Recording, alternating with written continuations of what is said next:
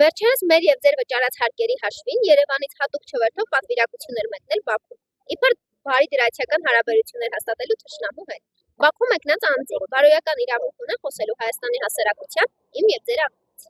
Չէ, միանշանակ ոչ, որովհետեւ ես հասարակության մեջ ապրում եմ, տեսնում եմ, որ մարդկանց ոչ ոք չի ընդունում։ Ես եթե 10 ծանոթ ունեմ, 10-ից 9 չի համաձայն չի իրանց հետ։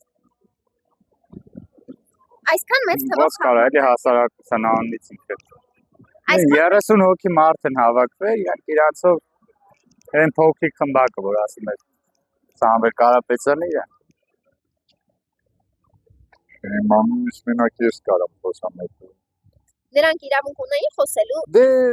որ իրանք են տենց բանով կարող ունենան իրավունք, բայց չէ, իմ կարծիքը պետք է օրինակ հարցնեն, ես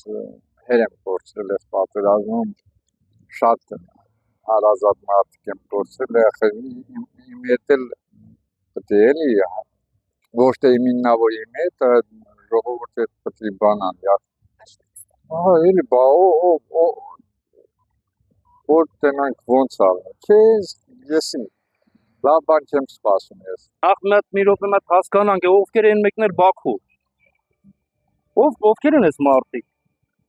Մի հատ իրաց դոսյան բացենք, կարդանք, էլի ասենք։ Այս մարդը ինչ ունի արած, որ իմ անունից, ձեր անունից հետո Բաքուի շնորհակալորդ եք անի։ Ո՞վ է իրան թույլատրի առասարակ այս կյանքում։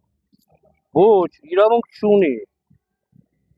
Այս երկիրը պետք է ղեկավարեն արյուն թափած Հայաստանի նպատակներով էփած մարդիկ, գաղափարապես զարգացած մարդիկ։ Մենք այնց մսաղ աշխարհը մեզից համ գովում, համ էլ ասում այս ինչ վիճակ են սրանք։ Կարծում եմ ոչ։ Մեր պատմության ցավոտ կողմը մենք երբեք չպետք է մոռանանք, անկախ այն բանից հիմա ինչ են մեզ առաջարկում մոռանալ, մերը չէ պետք չէ ընդունել, այդպիսի բան չպետք է լինի, որովհետև մենք պատմության տերն ենք եւ անկախ նրանից պետության ղեկավարը ինչ է ասում կամ ղեկավարությունը ինչ է ասում, մենք պահանջատեր եղել ենք, կմնանք ու մեր պահանջատիրությունը պետք է ոչ թե մենակ մեզանով սկսվի կամ վերջանա, այն պետք է շարունակվի նաև մեր սերունդների կողմից։ Նրանք պետք է ճանաչեն իրենց նախկին, իրենց պատմությունը երբեք չեն մոռանա։ Այն ժողովուրդը, ով մոռանում է իր պատմությունը, ինքն իրեն է մոռանում։ Ես իմ կարծիքով որ չէ։ Որովհետև երբ էլ գնացել լավ բաներ չենք սպասել, լավ բան չի եղել։ Այսքան ժամանակ ես լավ բան չեմ տեսել, դրա համար էլ չգիտեմ։ Ոչ։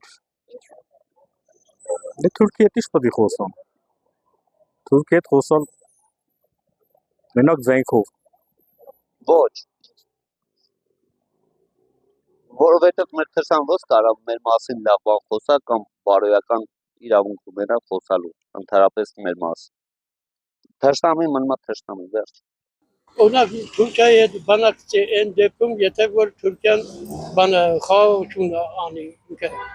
մենք թարապես այն հին վաղտանից մենք Թուրքիայի հետ թշնամություն ունենք։ Ոնց էլ լինի նա ասում օծը տակածողին ակրծել։ Միշտ էլ այդպես մեզի քանդի կտան։